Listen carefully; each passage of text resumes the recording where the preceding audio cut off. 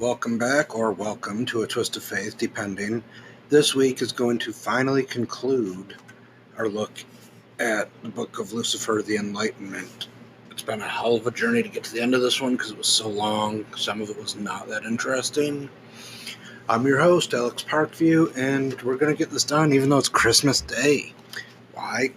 Because I'm the fucking host and I can do what I want, that's why. I don't really give a shit about the holidays. My pipes are frozen from the stupid asshole storm, and I could use a mood boost, so I'm doing this to boost my mood and give you all an extra bonus episode. You're welcome. Merry fucking holidays, blah, blah, blah, bah humbug. We'll be picking up on the Black Mass, one I've been looking forward to doing for quite a while, so. The Black Mass, according to Anton Szandor LaVey and the Satanic Bible, coming up here in a few. Before we get started with the passage from the Satanic Bible, it is worth noting, especially since I've been ripping on LaVey and all of his stupidity as of late, it's worth noting that this intro portion that I'm about to get into is like him breaking down what the Black Mass has been perceived as, portrayed as by media, other churches. It's the whole white pope versus black pope, the good versus the quote-unquote evil. So it's not LaVey again saying, do this if you want to have a Black Mass. Well, just listen and you'll see what I'm talking about. But it's not him being a complete moron right off the fucking bat. Especially the part about, sacrificing a baby, you'll see. That's not him saying, do it. It's an exploration of what Black Masses have been presented as up to the point in time that this was written. So here we go with that. The Black Mass. No other single device has been associated with Satanism as much as the Black Mass. To say that the most blasphemous of all religious ceremonies is nothing more than a literary invention is certainly a statement which needs qualifying, but nothing could be truer. The popular concept of the Black Mass is thus. A defrocked priest stands before an altar consisting of a nude woman, her legs spread-eagled and vagina thrust open, each of her outstretched fists grasping a black candle made from the fat of unbaptized babies, and a chalice containing the urine of a prostitute, or blood, reposing on her belly. An inverted cross hangs above the altar, and triangular hosts of ergot-laden bread or black-stained turnip are methodically blessed as the priest dutifully slips them in and out of the altar lady's labia. Then, we are told, an invocation to Satan and various demons is followed by an array of prayers and psalms, chanted backwards or interspersed with obscenities, all performed within the confines of a protective pentagram drawn on the floor. If the devil appears, he is invariably in the form of a rather eager man wearing the head of a black goat upon his shoulders. Then follows a potpourri of flagellation, prayer book burning, cunnilingus, fellatio, and general hindquarters kissing, all done to a background of ribald recitations from the Holy Bible and audible expectorations on the cross. If a baby can be slaughtered during the ritual, so much the better, for as everyone knows, this is the favorite sport of the Satanist. And here, LaVey actually breaks down in case you think that is what he wants, in case you missed the part where he said that it was what it's portrayed as. In this next section, he picks it up and he says, if this sounds repugnant, then the success of the reports of the Black Mass in keeping the devout in church is easy to understand. No decent person could fail to side with the inquisitors when told of these blasphemies. The propagandists of the church did their job well, informing the public at one time or another of the heresies and heinous acts of the pagans, Cathars, Bogomils, Templars, and others who, because of their dualistic philosophies and sometimes satanic logic, had to be eradicated. The stories of unbaptized babies being stolen by Satanists for use in the Mass were not only effective propaganda measures, but also provided a constant source of revenue for the church in the form of baptism fees. No Christian mother would, upon hearing of these diabolical kidnappings, refrain from getting her child properly baptized, post-haste. Another facet of man's nature was apparent in the fact that the writer or artist with lewd thoughts could exercise his most obscene predilections in the portrayal of the activities of heretics. The censor, who views all pornography so that he will know what to warn others of, is the modern equivalent of the medieval chronicler of the obscene deeds of Satanists. and of course their modern journalistic counterparts. It is believed that the most complete library of pornography in the world is owned by the Vatican. Yeah, I wouldn't fucking doubt it. I mean, fuck all the news about Catholic priests and little boys. Enough said. Not going into detail because it's fucking gross. Again, not a huge fan of Catholicism. We'll get into that in future episodes. The kissing of the devil's ass during the traditional Black Mass is easily recognized as the forerunner of the modern term used to describe one who will, through appealing to another's ego, gain materially from him. As all satanic ceremonies were performed toward very real or material goals, the oscularum infame, or kiss of shame, was considered a symbolic requisite towards earthly rather than spiritual success. The usual assumption is that the satanic ceremony or service is always called the Black Mass. A Black Mass is not the magical ceremony practiced by Satanists. The Satanist would only employ the use of a Black Mass as a form of psychodrama. Furthermore, a Black Mass does not necessarily imply that the performers of such are Satanists. A Black Mass is essentially a parody on the religious service of the Roman Catholic Church. Remember, white pope versus black pope here, people. But can be loosely applied to a satire on any religious ceremony. To the Satanist, the Black Mass, and its blaspheming of orthodox rites, is nothing more than a redundancy. The services of all established religions are actually parodies of old rituals performed by the worshippers of earth and flesh. In attempts to desexualize and dehumanize the pagan beliefs, later men of spiritual faith whitewashed the honest meanings behind the rituals into the bland euphemisms now considered to be the true Mass. Even if the Satanist were to spend each night performing a Black Mass, he would no more be performing a travesty than the devout churchgoer who unwittingly attends his own Black Mass, his spoof on the honest and emotionally sound rites of pagan antiquity.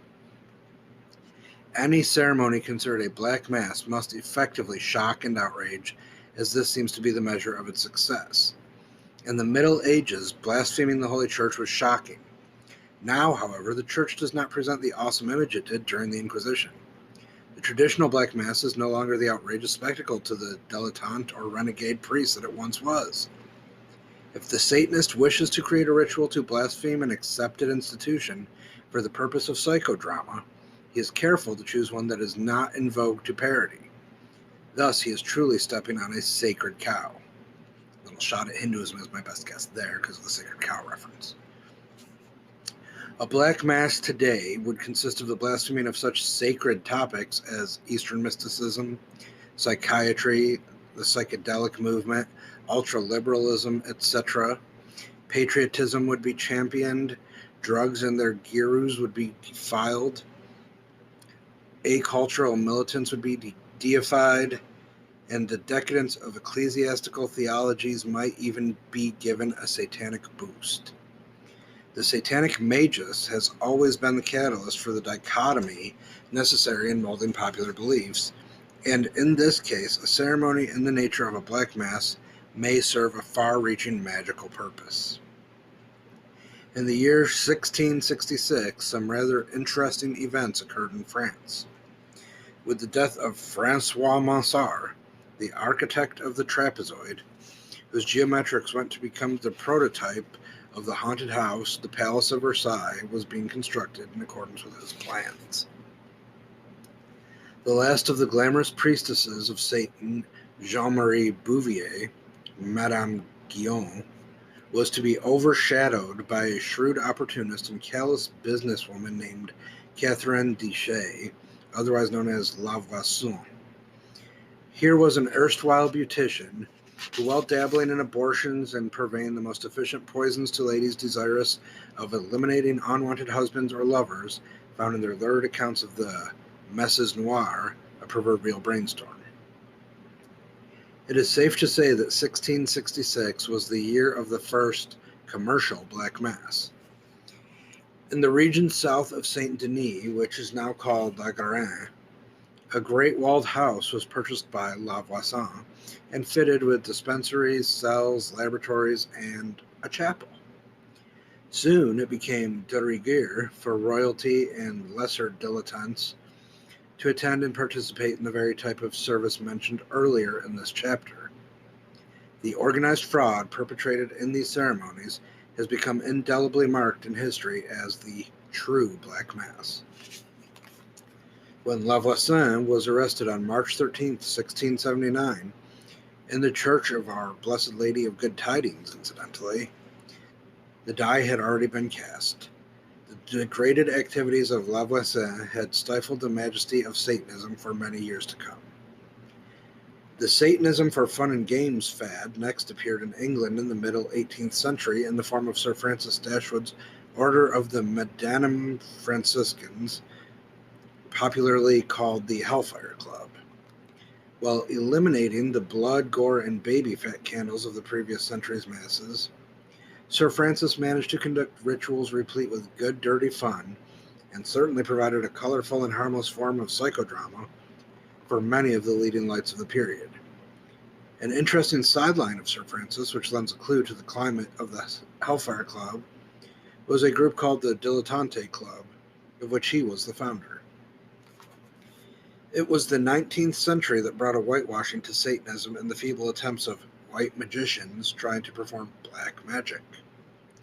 This was a very paradoxical period for Satanism, with writers such as Baudelaire and Huysmans, who, despite their apparent obsession with evil, seemed nice enough fellows.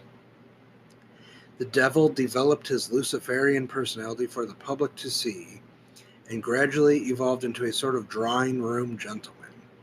This was the era of experts on the black arts, such as Eliphas LaVey and countless trance mediums who, with their carefully bound spirits and demons, have also succeeded in binding the minds of many who call themselves parapsychologists to this day.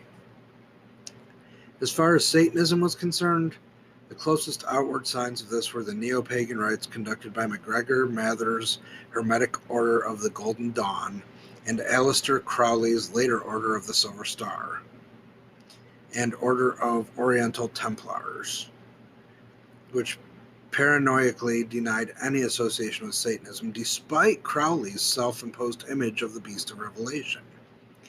Aside from some rather charming poetry and a smattering of magical bric-a-brac, when not climbing mountains, Crowley spent most of his time as a poser par excellence and worked overtime to be wicked. Like his contemporary Reverend Montague Summers, Crowley obviously spent a large part of his life with his tongue jammed firmly into his cheek, but his followers today are somehow able to read esoteric meaning into his every word. Perennially concurrent with these societies were the sex clubs using Satanism as a rationale. That persists today, for which tabloid newspaper writer may give thanks.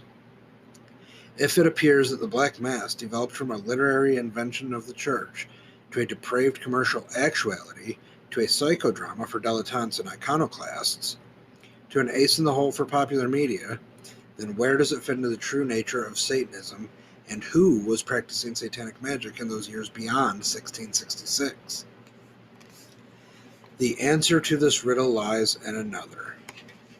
Is the person generally considered to be a Satanist really practicing Satanism in its true sense, or rather from the point of view taken by the opinion makers of heavenly persuasion, like those other churches, the Christian, Catholic, Eastern mystics that he's always mentioning? It has often been said, and rightly so, that all of the books about the devil have been written by the agents of God. It is, therefore, quite easy to understand how a certain breed of devil worshippers were created through the inventions of theologians. This erstwhile evil character is not necessarily practicing true Satanism, nor is he a living embodiment of the element of untrammeled pride or majesty of self which gave the post-pagan world the churchman's definition of evil. He is instead the byproduct of later and more elaborate propaganda. The pseudo-Satanist has always managed to appear throughout modern history with his black masses of varying degrees of blasphemy, but the real Satanist is not quite so easily recognized as such. It would be an oversimplification to say that every successful man and woman on earth is, without knowing it, a practicing Satanist, But the thirst for earthly success and its ensuing realization are certainly grounds for St. Peter turning thumbs down. If the rich man's entry into heaven seems as difficult as the camel's attempt to go through the eye of a needle, it's actually referencing a verse in the Christian Bible there about rich people need to give up their earthly goods. It's a whole parable Jesus says in the New Testament. The verse escapes me right now, but it says you would sooner thread a camel through the eye of a needle than gain entryway into the kingdom of heaven while maintaining your richly goods, basically. Your riches and goods is like the gist of it. If the love of money is the root of all evil, then we must at least assume the most powerful men on earth to be the most satanic. This applies to financiers, industrialists, popes, poets, dictators, and all assorted opinion makers and field marshals of the world's activities. Occasionally, through leakages, one of the enigmatic men or women of earth will be found to have dabbled in the black arts. These, of course, are brought to light as the mystery men of history. Names like Rasputin, Zaharoff, Cagliostro, Rosenberg, and their ilk are links, clues, so to speak, of the true legacy of Satan. A legacy which transcends ethnic, racial, and economic differences and temporal ideologies as well. The Satanist has always ruled the earth and always will by whatever name he is called. One thing stands sure: the standards, philosophy, and practices set forth on these pages are those employed by the most self-realized and powerful humans on earth. In the secret thoughts of each man and woman, still motivated by sound and unclouded minds, resides the potential of the Satanist, as always has been. The sign of the horns shall appear to many, now rather than the few, and the magician will stand forth that he may be recognized. Now, one thing LaVey says in there that is definitely worth taking note of is that the Satanist will always rule the earth. If you think about it, the Satanist is doing everything for power for himself because he's his own god. He wants people's admiration. The previous episode we talked about fulfilling your ego and attaining quote-unquote immortality through said fulfillment of your ego. So that leads to the question along lines, at least one that I think of. This is why I love this, not so much for the like sex-laden things of the Black Mass. That's just fun and imagery, like naked chicks and people doing all kinds of whatever sexual freaky shit gets them off just to be shocking for the fun of it. Cool, more power to them.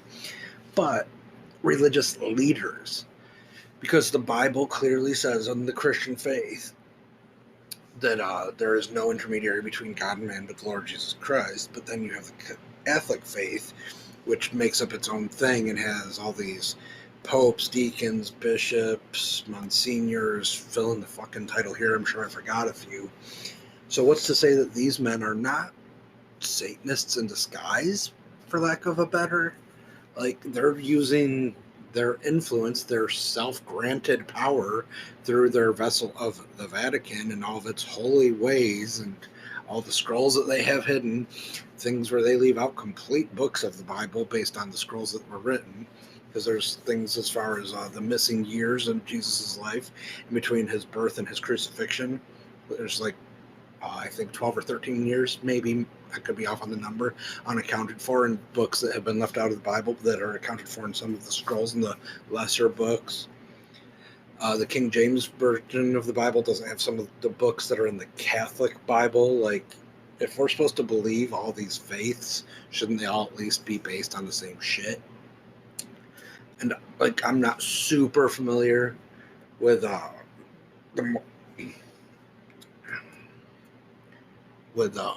Muslim, Mormon, some of the other faiths. I'm not super familiar if they have multiple versions of their Bibles, but the biggest splinter faction that I can find is Catholicism out of Christianity. And like I said, they just make up all their own rules for all their own purposes, confessing your fucking sins to a priest. Like the fact that I mentioned in the intro to this episode, my pipes are frozen. Is that some great fucking cosmic grievance with me? Or is it because for 2.5 days now we've had negative temperatures overnight? You know, like, shit happens. Yeah, I'll use the word praying, not that I'm literally praying, but I'm praying, hoping that my pipes don't burst, but I'm not thinking that I'm being punished for any cosmic whatever. The fact that the thought that some cosmic great being God, the universe, Satan, Lucifer, whatever you make this being out to be, whatever you call it, whatever you acknowledge, the thought that this entity would be like, well, fuck him, we're going to freeze his pipes. That's just, there's so much more in the world. That's really like, no, that's a stretch. I don't fucking get it. And like I said, the Catholics, and it could very well be like undercover Satanists because the love of money. I mean, how many times does the church ask for tithings to just make buildings more powerful to fucking do what they need to do? Like, have you ever been in a Catholic church that was run down and dilapidated in modern times? I don't think so, because they have all the stained glass. That shit ain't cheap. How about all the churches with their tax exempt status? Everybody talks about tax the rich. How about tax the churches? For fuck's sake, if we tax the churches, that would like make up all of the national debt just on a hunch. I'm not 100% on the numbers, obviously, but like I feel as though, regardless of denomination, I feel like churches need to be taxed because that's just bullshit. Because even in the Bible that they claim to go off of, render unto God what is God, render unto Caesar what is Caesar. Well, guess what? The money isn't going to God. The money is going to the building, to the people. So that would be Caesar's because it's earthly, which means it should be taxed because Caesar wanted tax from the earthly. If you like burn a dollar bill, then yeah, you don't tax that. There you go. You sacrifice that dollar to God. But if you put it in a plate for the church to spend, then give the stupid ass government their cut. Sorry, that's a tangent. That just bothers me. The churches get to buy whatever the fuck they want tax-free. But again, the whole thing where he talks about the love of money and the rich man with the camel through the eye of the needle and not getting into heaven, I feel like a lot of Catholic practices are of the Satanic Bible influence. I'm not saying like devil worshipping in the old-fashioned sense. I'm talking LaVey Satanism here, like the real life through fulfillment of the ego, because people canonize with these saints and popes, and like you worship Jesus's mom instead of Jesus in Catholicism. Hail Mary, Mother of God, the Lord is. You know these prayers if you've ever been to a Catholic church. It makes no sense, biblically speaking. Like, it doesn't say there is no intermediary between God and man except for Jesus's mom. It says Jesus. So the Catholics just really stretch a lot. And he keeps mentioning the Black Mass. The only time I've ever heard it called a mass in any religion is Catholicism. Christians, it's a service, a gathering, a fellowship. Again, not super familiar with like Muslim, Mormon, but I'm sure they don't all call it a mass. As far as I know, that's a very Catholic terminology. And he talks about the Black Mass, like mocking that being a psychodrama for shock value. I feel like he was kind of on the right path there, just basically saying fuck Catholicism. If you're a Catholic and you disagree, by all means, contact me, comment, whatever. Prove me wrong, but do so with biblical backing, because like I said, this isn't my first rodeo, and I might even have you questioning your own faith by the time we're done talking.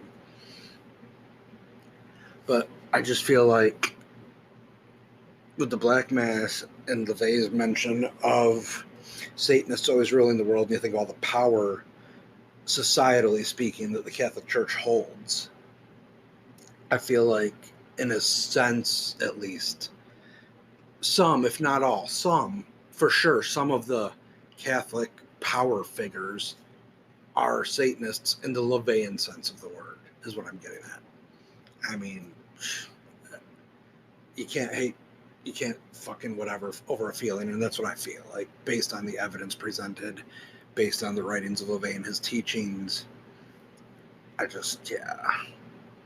lot of churches, I'm sure it's more than Catholic ones, but a lot of churches, especially the powerful Catholic ones, they have all this worldly influence. You got to wonder if they're actually using that influence for good or not. It is what it is. Again, question everything. Don't take my word for it. Do your own research and come to your own conclusions, but make sure you actually do your research, because if you come at me saying some dumb shit, I'll throw Bible verses at you and prove to you that I know what I'm talking about. So, on that note, I'm just going to say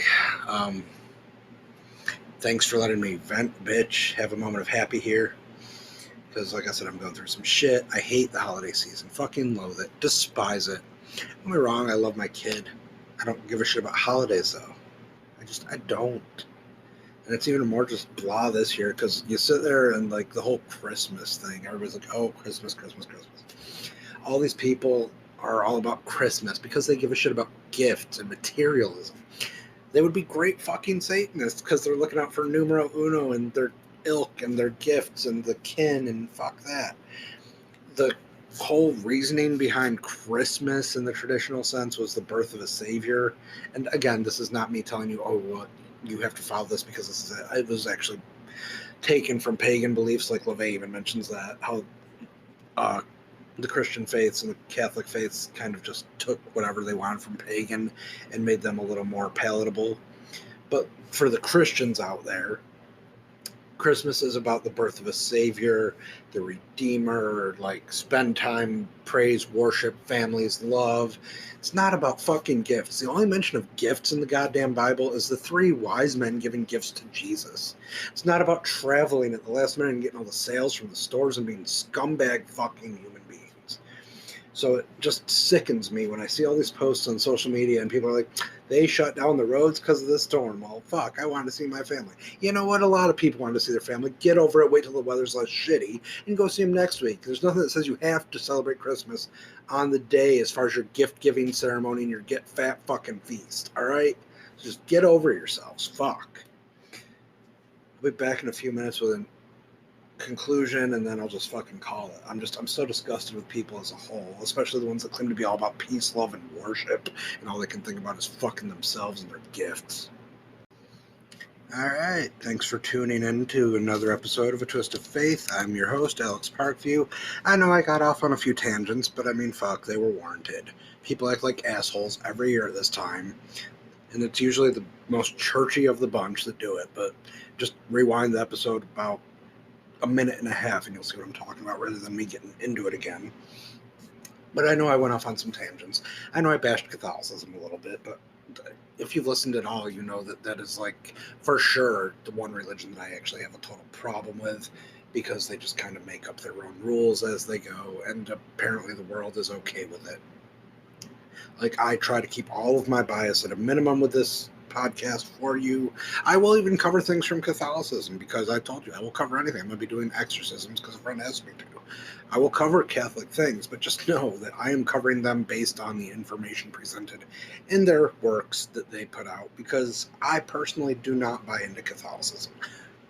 I will still cover them in the episodes when I am covering them. I will do my best to push my bias aside. Just disclaimer there, but just know that Catholicism for me ain't it. It's just not. But on a happier note, we actually finished the Book of Lucifer, the Enlightenment, with the Black Mass thing in my ranting today. So, yay that. Next episode, next week, this Wednesday, whenever the fuck I get to it, we will be covering Earth, the Book of Belial, the Mastery of the Earth. We are about halfway through the Satanic Bible in my deep dive here. And again, I am sure I pissed somebody off, because that's just me and my personality. If you have a problem with something I said, email me, comment, whatever. Like, interact. Just come prepared if you're going to come, because I've been looking at this shit since I was like 5 years old, thanks to my dad. And not just like one religion. So if I pissed you off, either take it with a grain of salt or come at me, but come correct, because I'm going to come back. It's really that simple. So, about halfway through, Book of Earth, Mastery of the Earth. Next week, Book of Belial.